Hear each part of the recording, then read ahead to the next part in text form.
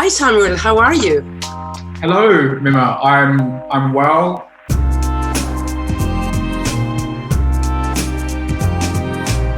So Samuel, allow me, before to start talking fashion, I really need to address the elephant in the room, and that's by saying this. So you are a British, black, very successful young man. Mhm. And, you know, in the times we're living, I cannot avoid discussing this. And not only you are this, but also you have worked with some very successful African-American men. And so my question would be, can you tell us a little bit about, if any, struggles you encounter in your path to your success, if it was against all odds in this country? Can you help us understanding a little bit about your story? Yeah, I can definitely, shed some light on my experience and, the rarity of being a black British man who's been able to also kind of have a buoyancy within African American culture as well as black British culture. And that on itself is not just something that's quite rare. Of course, it is rare. I'm probably one of the first to do so. From my diaspora, but also it's more so looking at the fact that fashion, typically isn't steered or pitched or even communicated towards the Black British community, specifically the Black British Caribbean community, which I'm from. So it's definitely been this zigzag of a journey, which has had quite a focused intent since the age of, say, 20, 21, when I decided I did want to become, a black British designer who operated within a field where there wasn't much visibility. And it's taken, 9.5 years to get to a point of being visible, but that's also taken, a lot of strategic, prowess, you could say, to understand that to be a black British voice, I've had to integrate within the African American community and then come back to Britain to be heard.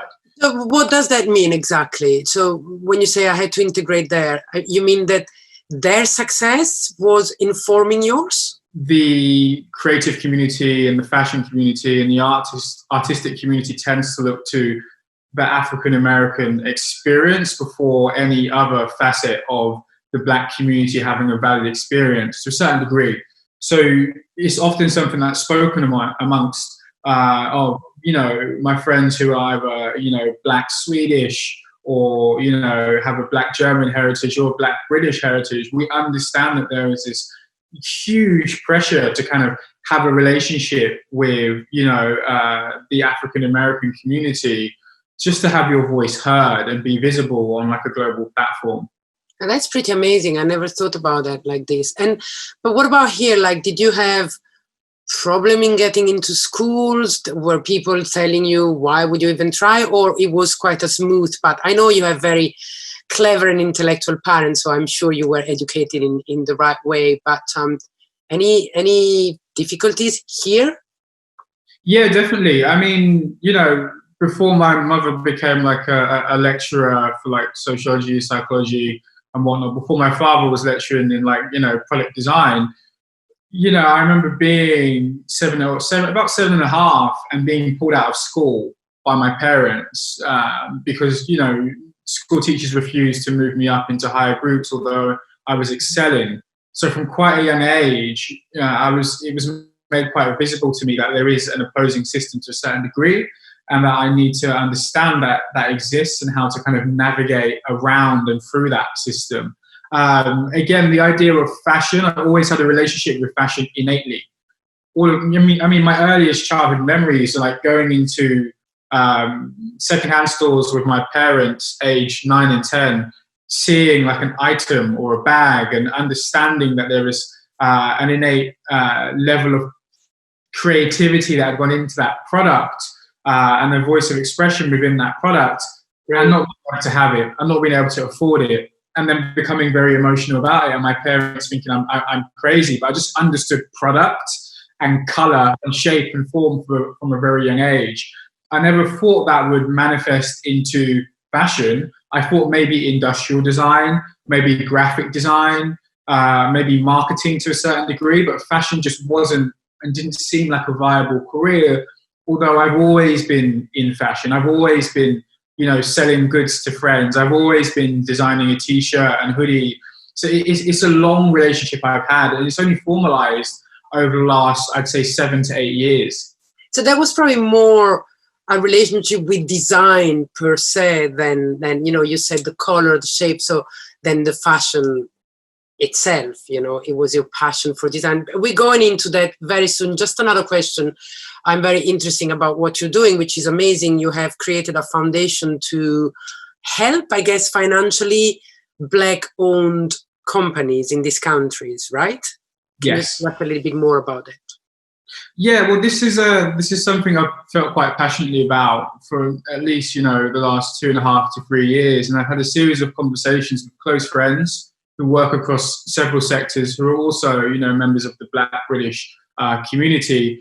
And there needs to just be more visibility from people who have a voice which is listened to kind of bring, I'd say, more connectivity to a community. And I feel that it's my duty as a leader of my community, an elected leader of my community, to make sure that when I speak and when I take action to a certain degree, it's economic action, it's like a strategic approach to ensuring that there's more visibility amongst different types of Black businesses outside of fashion and sport is a huge part of this initiative at hand. It's really about showing that there are Black talents and people excelling outside of the more typical fields we would expect to see Black people within, such as tech, such as agriculture, such as catering, such as beauty and makeup outside of, sportswear and tailoring.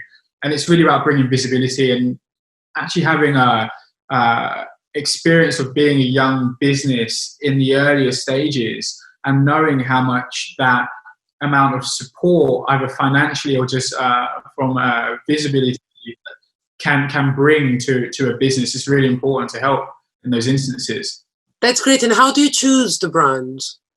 Well, we had 750 in total, and I've literally sat there and read through every single proposal that came through. Okay.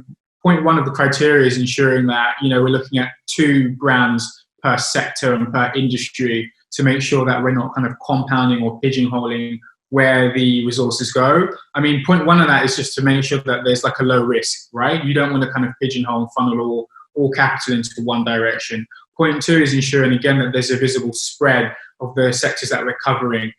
Point 3 would be, looking at businesses that have been operating for the most part between 1.5 to 2.5 years, where we've seen exponential growth in terms of their business operations, in terms of their branding, tone of voice, and of course the product. We are really focused on businesses and individuals that have a level of education that does support the fact that we can give them capital to push their business forward. It's not necessarily charity, it's a grant for people who deserve to excel and are showing that they have exceptional skills within their field. And to foster a business that's worth fostering. Exactly that. It really comes down to business and economics, really. It's about that. And it's not about, again, it's not just the charity, it's more so about being able to get behind talent that deserves an opportunity. That's really good. Really, really good. Let's talk fashion. So everything, as we know, is gone digital because, we were talking about the problems about brutality on human beings, but we're also in a crisis of health and we're isolating. First of all, are you at home?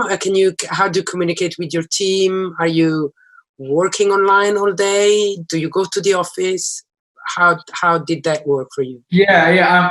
I'm at home in my home studio / office, and the team and I have been out of office since mid-March. So pretty much a week before the British government said, "Hey, it's time to kind of pack up and work externally," we kind of took initiative and decided to kind of set up base early.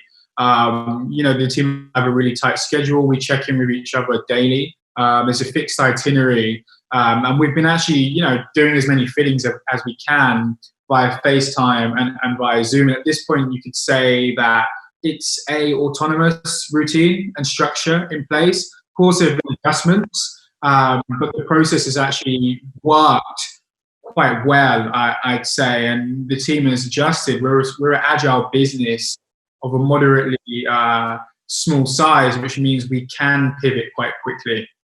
So it's been pretty good. So tell us what you're preparing. I mean, you said I'm working with the pre and the main. So what are we going to see in this following few days? Well, I think the first thing is you're going to see two collections that have been articulated and really scrutinized by myself to a level I haven't had the opportunity to go into before. Because of the fact that we are in isolation, it means that I have more time to focus on merchandising, the sensitivity, the quality of the goods. Really, the functionality of the goods is something that is really going to come to the forefront, particularly with pre-collection. This is our first pre-collection. It's the first time a Coldwell has ever debuted a pre-collection.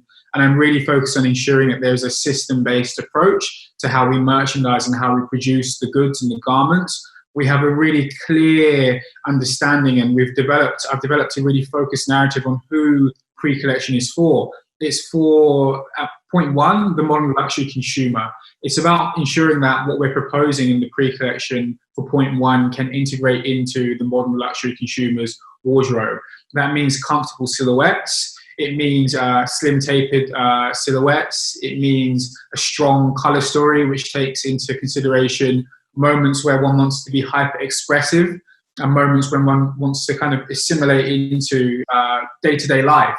It means that all of the product proposed carries the DNA of a Coldwell. You'll still see nuances of asymmetry. You'll still see slightly offset, more particular tones, but you're going to see a much more focus on fit, on the taperedness of the garments. You're going to see a focus really on the quality of the garments continuing to evolve and improve, which is something that Coldwell is known for, this continuous seasonal evolution.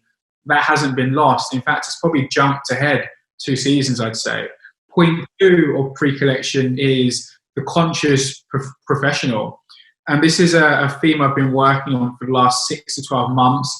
It's only now really coming to fruition, of course, follows on from the maturity that was shown in our AW20 January collection. Now we're looking at comfort within the conscious professional's wardrobe.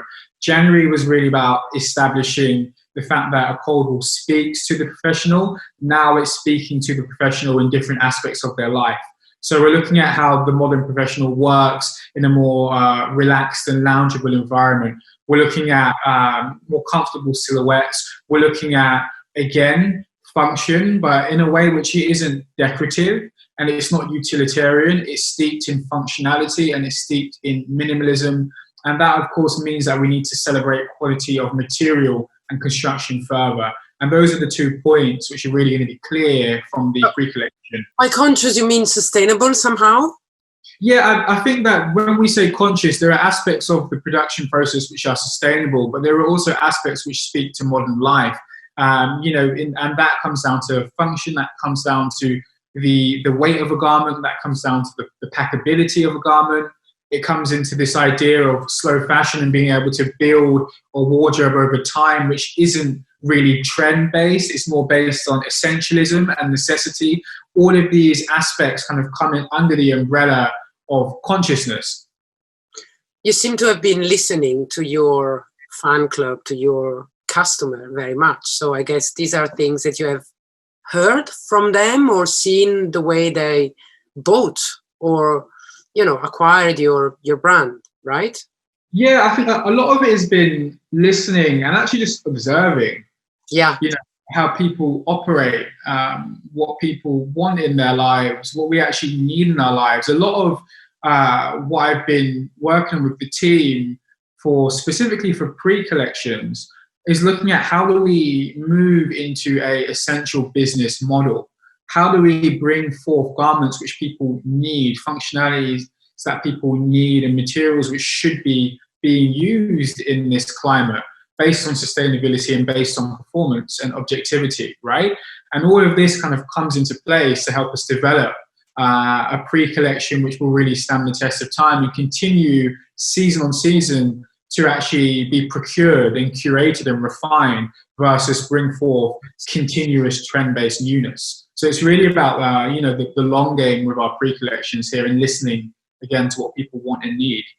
That's fantastic. Samuel, as usual, it's great to talk to you. Brilliant things I've heard. Unfortunately, this is a short interview, so I have to say goodbye.